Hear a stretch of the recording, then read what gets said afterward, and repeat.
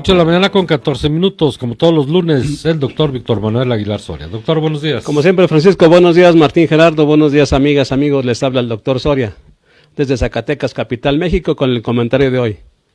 Muchachos que matan. ¿Qué puede suceder para que un bebé se convierta en un adolescente tan enojado y agresivo? La ciencia aún está muy lejos de poder contestar esta pregunta, pero investigaciones recientes en la relación que existe entre la realidad social, psicológica de estos adolescentes y la bioquímica de su cerebro, vierte alguna luz en las posibles causas de la conducta agresiva que presentan. Las conclusiones que surgen de estas investigaciones no son tan simples como para concluir que la violencia está programada genéticamente o que un asesino en potencia se esconde en los pliegues de los lóbulos frontales del cerebro, ni en una infancia con maltratos continuos. Es más bien una red extremadamente compleja de factores bioquímicos, sociales y psicológicos los que en conjunto pueden desembocar en una persona violenta y agresiva capaz de cometer un asesinato. Sin embargo, entender los orígenes de la violencia nos ofrece pistas sobre cómo intentar prevenirla. En una clínica de Fairfield, California, el doctor Daniel Amen realizó estudios en 50 homicidas y encontró que sus cerebros compartían algunas características comunes. La estructura llamada giro cingulado, que se localiza en el centro del cerebro, mostraba mucha hiperactividad en todos ellos. En este núcleo, este actúa como un transmisor del cerebro que le permite cambiar de un pensamiento a otro. Cuando no funciona bien el cíngulo, la persona se queda atrapada en una sola idea, a la que regresa continuamente.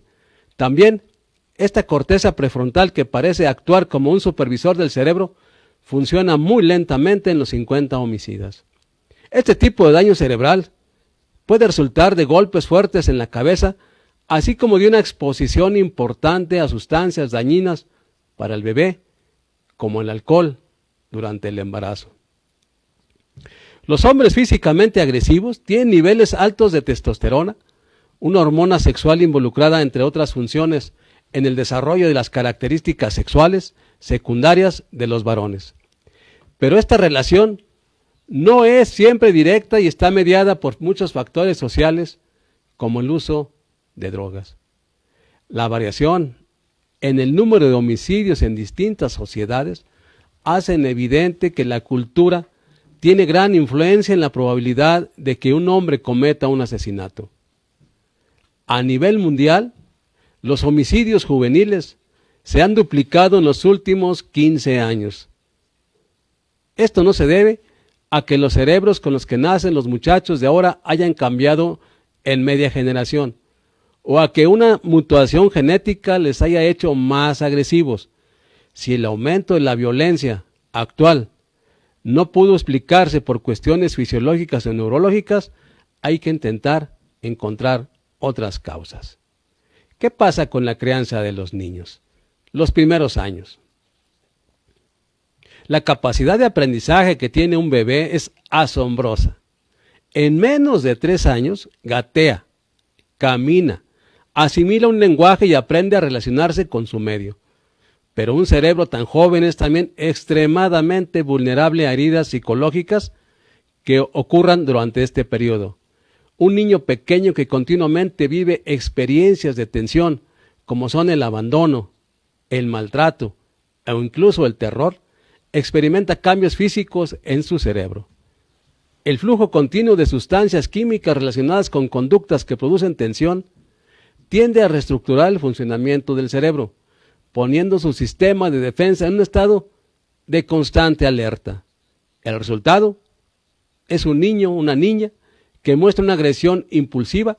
Para él, cualquier actitud que interprete como hostil puede aumentar en su cerebro el nivel de hormonas relacionadas con la respuesta a esas conductas de tensión. En otros niños, el contacto constante con el dolor y la violencia puede llegar a bloquear la respuesta natural a las situaciones de tensión. como un botón al que se le ha apretado tantas veces que deja de funcionar. Estos son los muchachos con personalidades antisociales que frecuentemente tienen una baja sensibilidad a las necesidades y emociones de otras personas.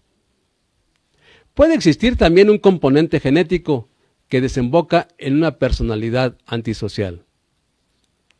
Aspectos del temperamento como la irritabilidad, la impulsividad, la hiperactividad y poca sensibilidad a las emociones de los demás pueden tener una base biológica.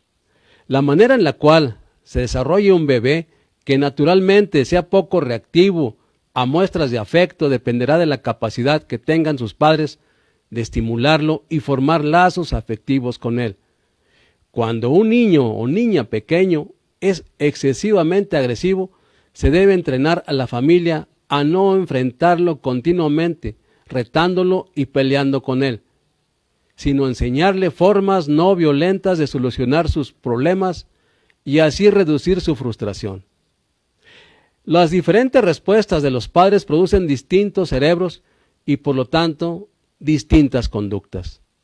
El comportamiento es el resultado de un diálogo entre el cerebro y las experiencias, y a pesar de que las personas nacen con algunas características biológicas, el cerebro tiene muchas páginas en blanco.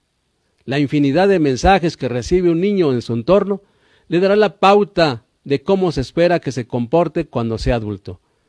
Es por esto que padres que maltratan a sus hijos física o psicológicamente a menudo fueron maltratados cuando niños. Los delincuentes, en muchos casos, tienen padres que abusaron del alcohol y de las drogas, eran criminales y fueron niños golpeados. Esta secuencia de eventos no se cumple siempre, pero sí es un factor de riesgo. Haber crecido en un ambiente violento o falto de afecto aumenta las probabilidades de crear personas violentas que repitan el círculo vicioso con sus hijos. A un niño le pueden repetir 1000 veces que es malo agredir y golpear a los demás, pero si a él lo han tratado a golpes e insultos, sus padres se gritan y observa que la violencia es la manera en la cual se resuelven los problemas, es probable que entienda que esa es una forma aceptable de comportarse en sociedad. Este fue el comentario de hoy, gracias por escucharlo. Espero lo aproveche y lo reflexione en compañía de los suyos. Les habló el doctor Soria y nos escuchamos en la próxima.